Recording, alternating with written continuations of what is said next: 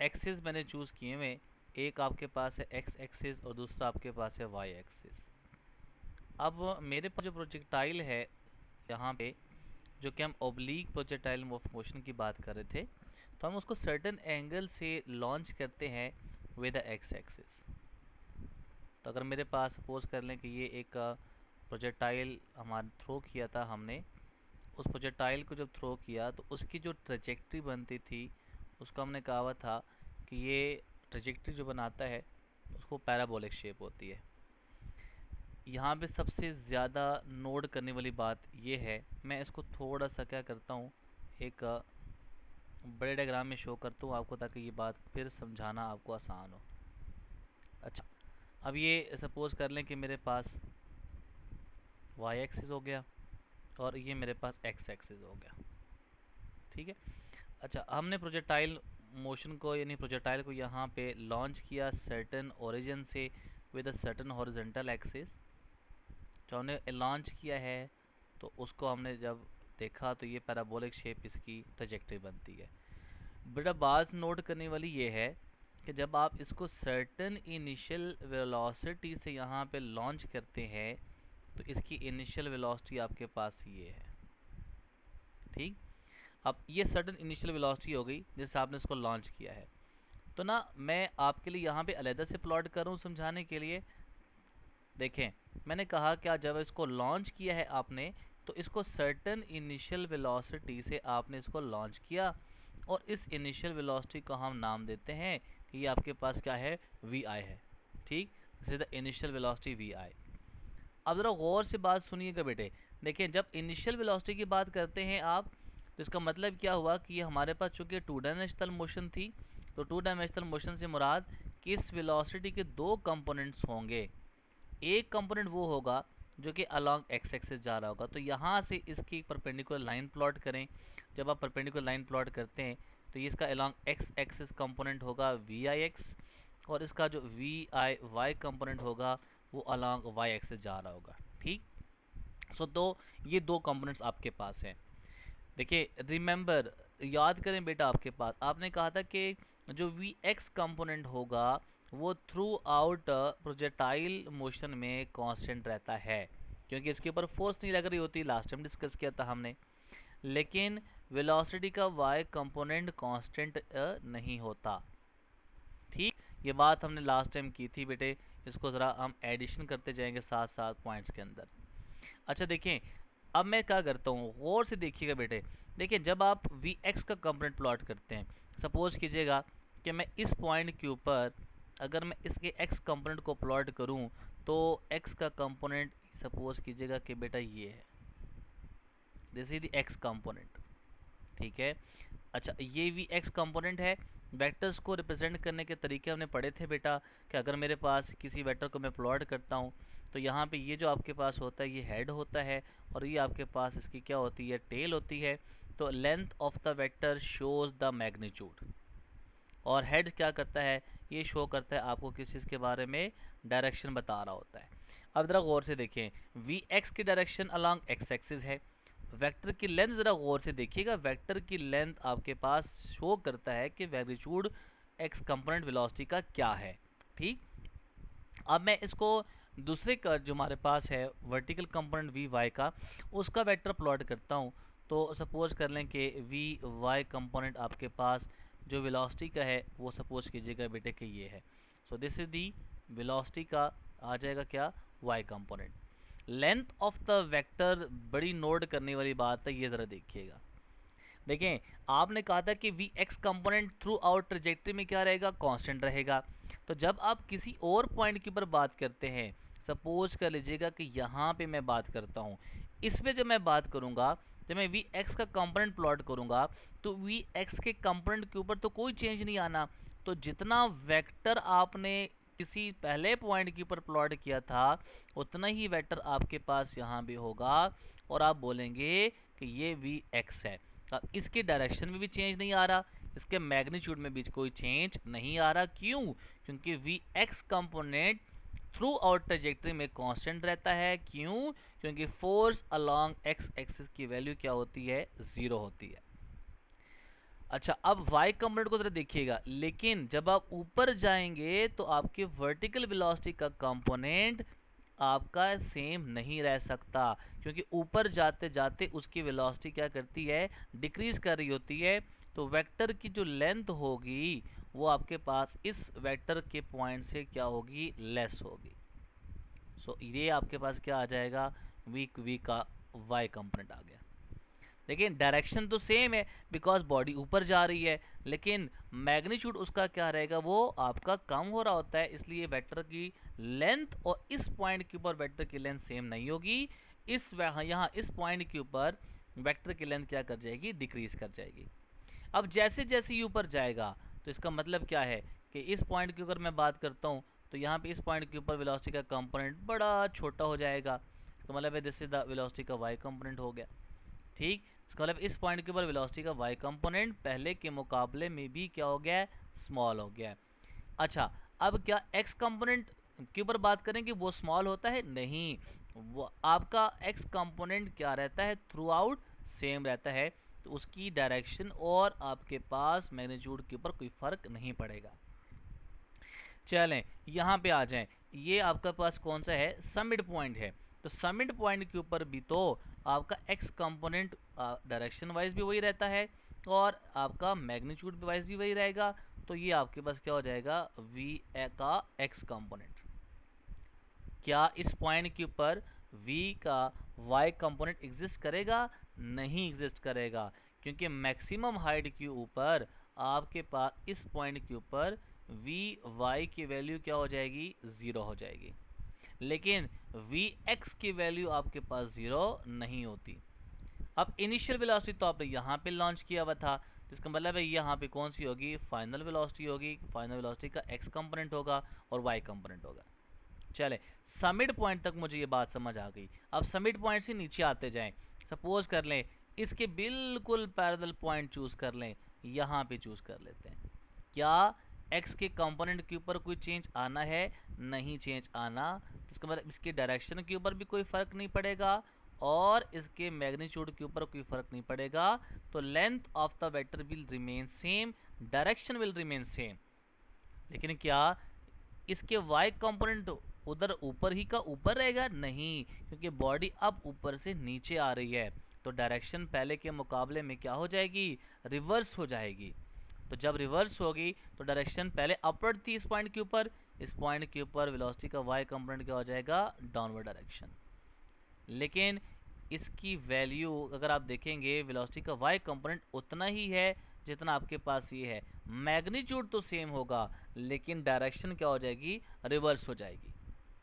अब ये जो सेकंड पॉइंट चूज किया था उसके सामने एक पैरेलल पॉइंट ले, इस पॉइंट के ऊपर बात कर लेते हैं। तो इस पॉइंट के ऊपर वेलोसिटी का y कंपोनेंट क्या होगा, डाउनवर्ड डायरेक्शन में। लेकिन पहले के मुकाबले में लेंथ ऑफ द वेक्टर क्या होगी, वो ग्रेटर हो जाएगी। क्यों, क्योंकि नीचे आते हुए वेलोसिटी ऑफ द बॉडी क्या कर रही है, इंक्रीज किए जा रही है। इसका मतलब है this is the velocity y component. क्या इस पॉइंट के ऊपर x कंपोनेंट चेंज होगा, नहीं चेंज होगा, x कंपोनेंट के ऊपर कोई फर्क नहीं पड़ता। तो length of the vector will remain same and the direction of this velocity component also remain same. तो उसके ऊपर कोई फर्क नहीं पड़ेगा। ठीक, चले अब आप इस पॉइंट के ऊपर आ जाएं। इस पॉइंट के ऊपर आपने बात की, क्या x कंपोनेंट के ऊपर कोई फर्क पड़ेगा, नहीं, x कंपोनेंट उधर का उधर ही होगा। तो length of the vector will remain same and direction will also remain same. ठीक, अब आ जाए y कंपोनेंट के ऊपर। क्या y कंपोनेंट के ऊपर कोई फर्क पड़ेगा, यस, डायरेक्शन तो उसकी डाउनवर्ड है लेकिन length of the vector will change, क्योंकि नीचे आते हुए इसकी स्पीड पहले के मुकाबले में क्या हो गई, ज़्यादा हो गई। इसका मतलब है this is the velocity y component. तो मैं एक पॉइंट यहाँ पे लिख सकता हूँ, मैं ऐड कर रहा हूँ ये पॉइंट बेटा, यहाँ पे मैं आपके लिए लिख रहा हूँ। पॉइंट कुछ इस तरह से है, पॉइंट ये है कि मैं जब लिखूंगा इस पॉइंट को तो मैं कह सकता हूँ कि टिल समिड पॉइंट, मैं इस बात को इस तरह लिखूंगा कि till summit point vertical velocity, vertical component of velocity decreases and it increases from summit point to point of impact। ठीक है, तो पहले ये डिक्रीज करता है टिल समिट पॉइंट, लेकिन उसके बाद वो क्या करता है, इंक्रीज करता है। ठीक, तो ये बात आपने यहाँ पे नोट कर ली कि इनिशियली वो डिक्रीज कर रहा है, समिट पॉइंट से वापस आते हुए इसका वाई कंपोनेंट क्या करता है, आपका इंक्रीज कर रहा होता है। क्लियर? अच्छा, एक और पॉइंट बेटा यहाँ पे देखें, जब आप हॉरिजॉन्टल प्रोजेक्टाइल मोशन की बात कर रहे थे तो उसमें क्या था, आप जब हॉरिजॉन्टल प्रोजेक्टाइल मोशन की बात कर रहे थे तो उसमें आपने ए को बराबर रखा हुआ था प्लस जी के, लेकिन जब ओब्लीक प्रोजेक्टाइल मोशन की बात कर रहे थे तो उसमें आपने ए को रखा हुआ है किसके बराबर, माइनस जी के बराबर रखेंगे। तो वो जरा देख ले क्यों, ऐसा क्यों होता है, ज़रा गौर से देखिएगा बेटा। देखें, जब आप बात करते हैं इनिशियल वेलोसिटी की, तो इनिशियल वेलोसिटी आपके पास जो मिल रही है, अगर हम वाई कंपोनेंट की बात करते हैं तो इनिशियल वेलोसिटी वाई एक्सिस के अलॉन्ग किधर है, अपवर्ड है। तो इसको आपने कंसिडर किया हुआ है क्या, पॉजिटिव, और इसको आपने क्या माना हुआ है, इसको आपने माना हुआ है रेफरेंस। अब ये ऊपर की डायरेक्शन आपने ले ली positive, so all the vectors taken against the initial velocity vector will be consider as negative. दोबारा रिपीट करता हूँ, ये बात बड़ी इंपॉर्टेंट है कि ऊपर जाते हुए आपने इनिशियल वेलोसिटी का साइन क्या लिया है, पॉजिटिव। अब जो भी वेक्टर होगा, क्योंकि ये वेलोसिटी तो वेक्टर है, अब जो भी वेक्टर होगा जो उसकी अगेंस्ट आएगा तो उसको आप क्या साइन लेंगे, आप उसका साइन क्या लेंगे, नेगेटिव लेंगे। जैसे एक्सेलरेशन ड्यू टू ग्रेविटी, उसकी डायरेक्शन किधर होती है, डाउनवर्ड डायरेक्शन में होती है। तो ए वाई की वैल्यू आपके पास क्या आ गई, जी, लेकिन डायरेक्शन तो अपोजिट हो गई, इसका मतलब है इसके साथ आपने क्या लगाना होगा, नेगेटिव साइन। तो अक्सर ये पूछा जाता है कि बेटा देखें समिट पॉइंट तक यानी ऊपर जाते हुए तो बात समझ आती है कि भाई आपका बॉडी ऑब्जेक्ट ऊपर जा रहा है तो अगेंस्ट द ग्रेविटी जा रहा है, तो फिर आपके पास जी की वैल्यू नेगेटिव, लेकिन समिट पॉइंट से जब वो वापस नीचे आता है तो फिर इसका मतलब है कि जी तो पॉजिटिव होना चाहिए, लेकिन स्टिल पूरे ट्रेजेक्ट्री में जी की वैल्यू क्या होती है, नेगेटिव। क्यों, आप बोलेंगे क्योंकि इनिशियल वेलोसिटी हमारे पास किधर है, अपवर्ड, उसको हमने रेफरेंस लिया हुआ है। अब जो भी वेक्टर होगा उसके अगेंस्ट आएगा तो उसको आप क्या लेंगे, नेगेटिव। इसलिए acceleration due to gravity vertical direction में होती है, लेकिन वो नेगेटिव होगी क्योंकि उसकी डायरेक्शन क्या होती है, डाउनवर्ड डायरेक्शन में होती है। ये बात समझ आ गई, क्लियर? अच्छा, अब आ जाए बेटे, देखें लास्ट टाइम एक स्टूडेंट बताइएगा मुझे, क्या हमने वेलोसिटी के वाई कंपोनेंट और वेलोसिटी की वैल्यू फाइंड आउट की थी, मतलब magnitude of instantaneous velocity find किया कि नहीं? अच्छा, अभी हमने रेंज फाइंड करना है, हाइट फाइंड करनी है ना। अच्छा ठीक है, चलें अब मैं आता हूँ बेटा आपके पास। नेक्स्ट हमारे पास है, हमने मूव करना है towards the range, height and the time of flight.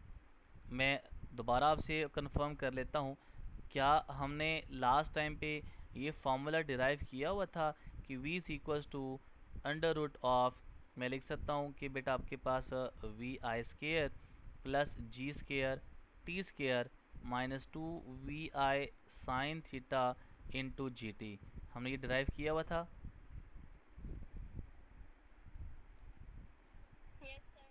Okay, अब हम बात करते हैं हमारे पास जो नेक्स्ट बेटा इसके फर्दर हमारे पास डेरिवेशन है, about the time of flight है, about the height and the range of the projectile. जैसे हमने हॉरिजॉन्टल प्रोजेक्टाइल मोशन के पैटर्न को फॉलो किया है, हम सेकंड नंबर पे हमारे पास आ जाता है हाइट ऑफ द प्रोजेक्टाइल।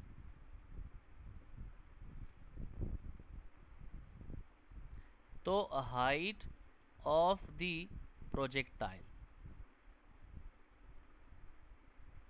अब हाइट ऑफ द प्रोजेक्टाइल से क्या मुराद है, इसका मतलब ये है कि हमारे पास जो प्रोजेक्टाइल है उसने वर्टिकल डायरेक्शन में मैक्सिमम हाइट जो गेन की है उसको आप बोलेंगे कि ये आपके पास क्या है, हाइट ऑफ द प्रोजेक्टाइल। ये जब आप डिफाइन करेंगे तो आप क्या कहेंगे, आप कहेंगे the maximum height of a projectile gain along vertical direction. तो उसको आप बोलेंगे ये क्या हो गई, हाइट ऑफ द प्रोजेक्टाइल हो गया। ठीक। अच्छा, इसको हम डिनोट कैसे करते हैं, हम इसका जो सिंबल लिखते हैं हाइट ऑफ द प्रोजेक्टाइल को, उसको हम लिखते हैं h। ये इसकी रिप्रेजेंटेशन है। अब आपने क्या करना है, अगर शॉर्ट क्वेश्चन में आ जाता है कि derive the formula for the height of the projectile, तो डेरिवेशन आपने कैसे करनी है। देखें, हमारे पास फार्मूला होता है, मैं लिखूंगा as third equation of motion आपके पास क्या होती है, 2as is equal to v f square minus क्या बनेगा, वी एस स्केयर। अच्छा, ये मैं क्यों लगा रहा हूँ, क्योंकि मुझे पता है कि इनिशियल वेलोसिटी तो मैंने उसको दी है जो कि अलॉन्ग वाई एक्सिस है, मैक्सिमम हाइट के ऊपर फाइनल वेलोसिटी वाई कंपोनेंट का क्या हो जाता है, ज़ीरो, और एक्सेलरेशन मुझे पता है इसलिए मैं इसको यूज़ कर रहा हूँ। ठीक। तो देखें, आपको ये बात पता है, जैसे भी मैंने ये बताई, आपको ये बात पता है कि एस ए को हम रिप्लेस करेंगे ए वाई से, और वो बराबर होता है माइनस जी के। वी एफ को मैं रिप्लेस करूँगा final velocity along y axis, और उसको मैं लिखूँगा ज़ीरो। वी आई को मैं रिप्लेस करूँगा initial velocity along y axis, और उसका जो फार्मूला हमने लास्ट टाइम डिस्कस किया था वो बराबर होता है वी आई साइन थीटा के, क्योंकि ये वाला जो आपके पास होता है इसको हम कहते हैं वी आई साइन थीटा। ठीक। और ये वाला जो होता है हमारे पास अलॉन्ग एक्स एक्सिस, ये होता है वी आई कॉस थीटा। अब इसको बेशक आप नाम दे दें, let this is equation number, आप कह दें ए बी सी या वन, जो भी कहना चाहते हैं आप इसको दे दें। अब इन वैल्यूज़ को आप पुट कर दें in equation number a, we get, तो ये क्या बन जाएगा, ये बनेगा 2 ए की जगह मैं क्या पुट करूँगा, माइनस जी, और एस को मैं रिप्लेस कर देता हूँ किससे, एच से, ये बनेगा एच।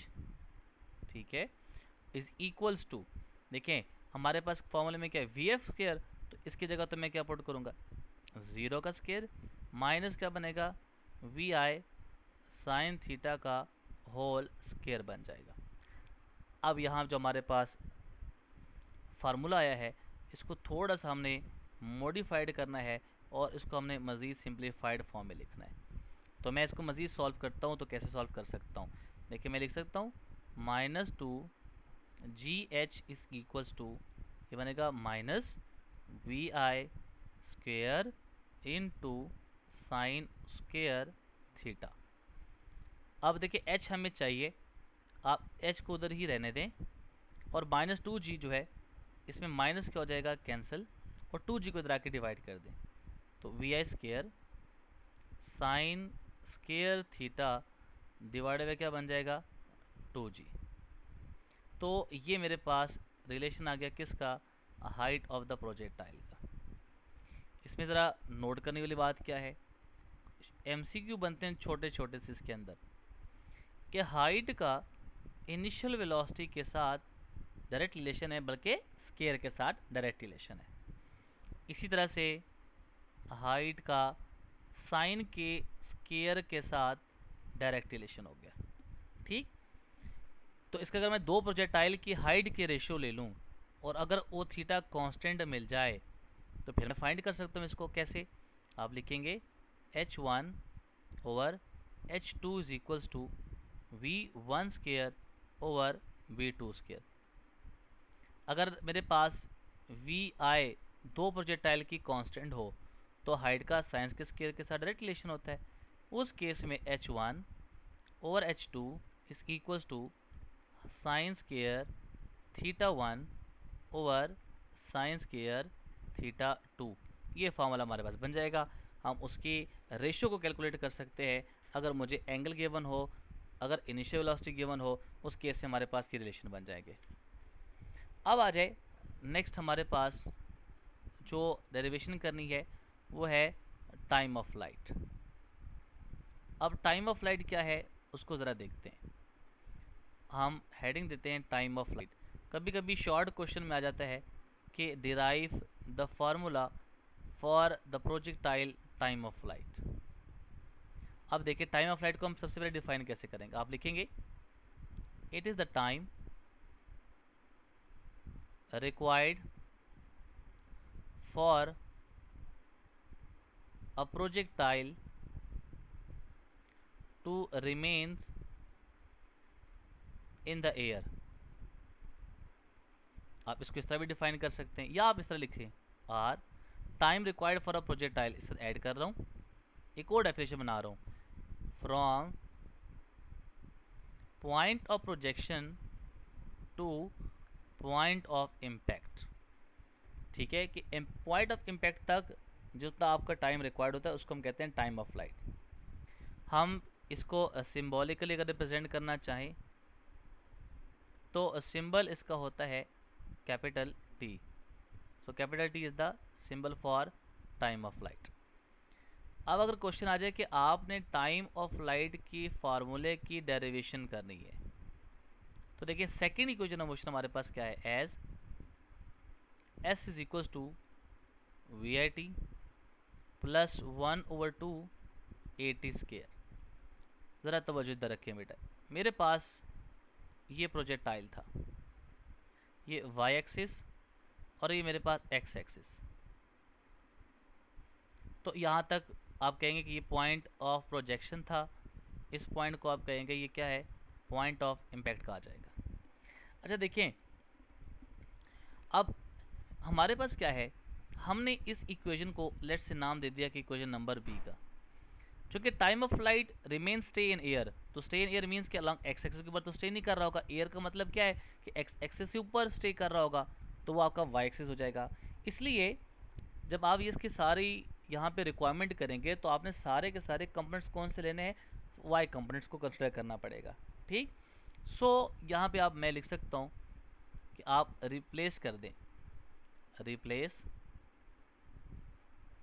एस को आप रिप्लेस कर दें एस वाई से। ज़रा देखें एक बॉडी है अब बढ़ गई और उसी रेफरेंस पॉइंट के ऊपर वापस आ गई, ये 5 मीटर का डिस्टेंस हो गया, वापस आएगी तो डिस्प्लेसमेंट क्या हो जाएगा, -5 मीटर। टोटल डिस्प्लेसमेंट क्या हो जाएगा, वो आपके पास बनेगा 0। ठीक है, इसी तरह से अगर एक प्रोजेक्टाइल ज़मीन से ऊपर गया है, ज़मीन से वापस आ गया है, मतलब ज़मीन से ऊपर गया ज़मीन पे वापस आ गया, तो नेट डिस्प्लेसमेंट की क्या हो जाएगी, 0।